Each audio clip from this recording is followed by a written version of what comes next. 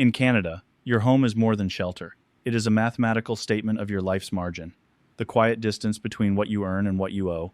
But the meaning of the word home changes completely depending on which tier of the market you walk into. A front door and one postal code is a bridge to freedom.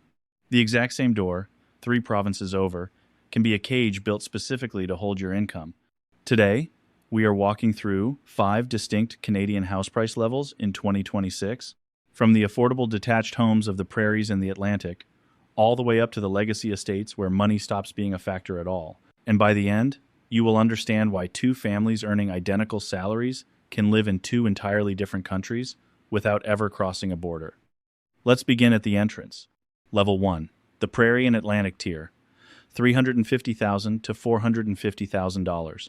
We start at $350,000 to $450,000. This is the entry point of what economists quietly call the two-Canada reality. In Edmonton, or in St. John, New Brunswick, this budget buys you a solid 3-bedroom detached home, a real yard, a driveway, a garage to hide from the winter in.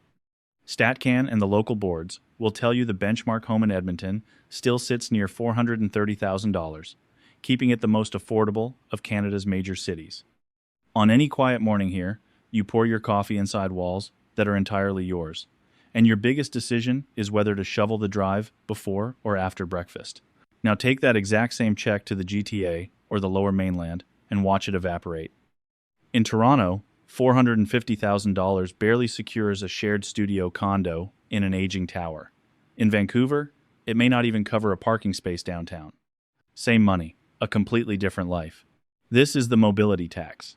Affordability in Canada is no longer something you earn at your desk. It is something you relocate for. Every year, thousands of families pack a moving truck and drive west to Alberta or east to the Maritimes, trading their careers, their aging parents, and their childhood friends for the simple right to own a lawn. The price of the house is low. The price of the distance from everyone you love is enormous. That is the tax nobody writes on the listing. Level 2, the national median tier, $720,000 to $850,000.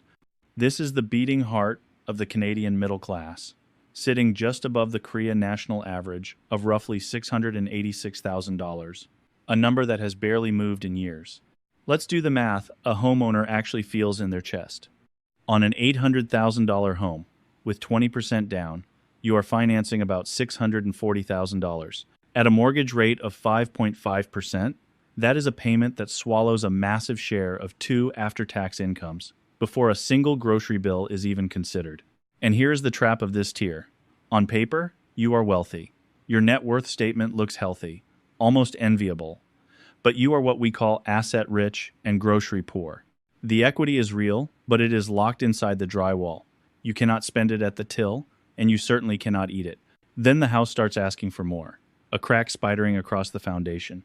A roof that has quietly reached the end of its life. These are not small repairs.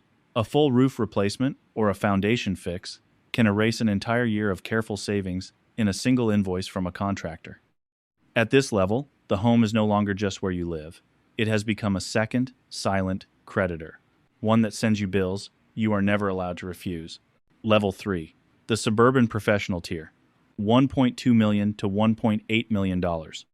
Welcome to the millionaire on paper trap. Picture a standard detached home in Oakville, Ontario, or in Burnaby in the Lower Mainland. From the street, this is the Canadian dream fully realized. 2 cars in the drive, good schools down the road, a finished basement, a barbecue on the deck. The homeowner here is, technically, a millionaire, but their checking account tells a very different story than their property assessment does. This is the success tax. Property taxes climb right alongside the value of the home. In Toronto, the 2026 residential rate puts a $1.1 million home at roughly $8,400 a year, and that is before you have paid for a single light bulb inside it.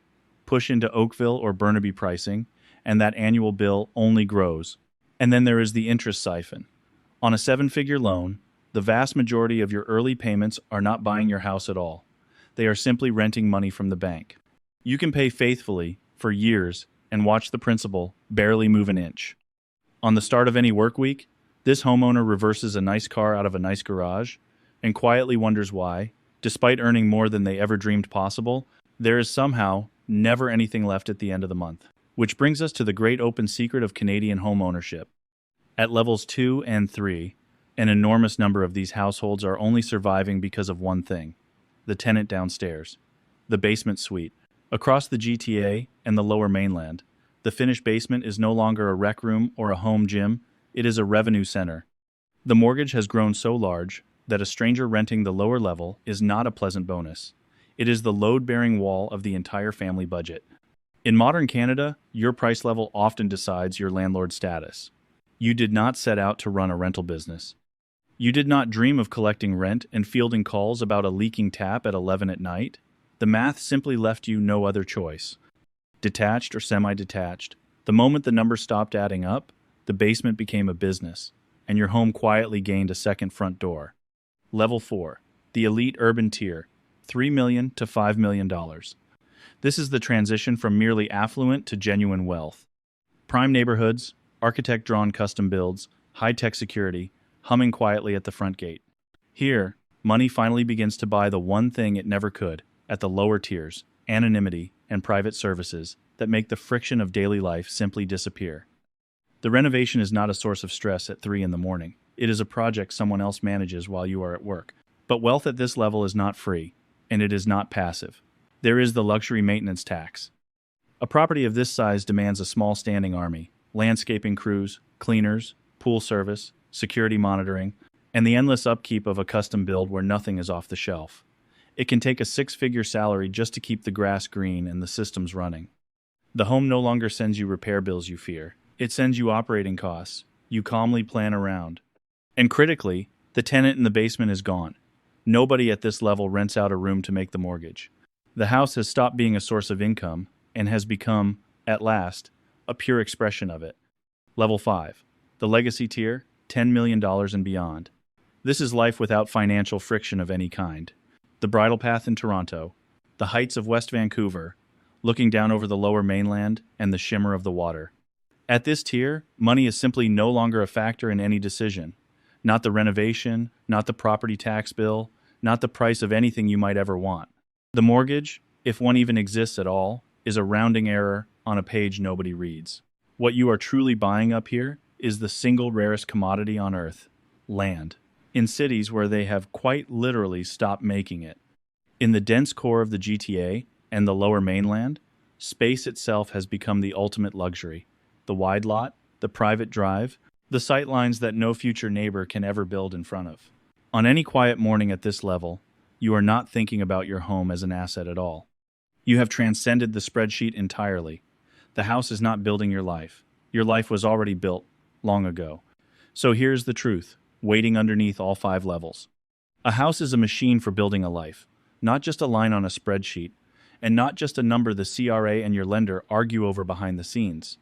At the bottom of the market, that machine can grant you real freedom for a modest price if you are willing to move across the country to claim it.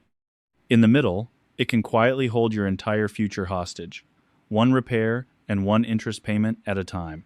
At the very top, it stops being a machine at all and becomes a monument. True freedom in 2026 is not the biggest number on the assessment notice. It is owning a home that does not force you to sacrifice your retirement, your savings, and your peace of mind just to keep the lights on. Your front door is either a bridge to your future or a cage built for your income. And the only question that truly matters is this: which one can you actually afford to walk through? So tell me, which level are you standing on right now? And which one are you quietly working toward? If you learned something from this video, like and hit subscribe. We'll see you in the next one.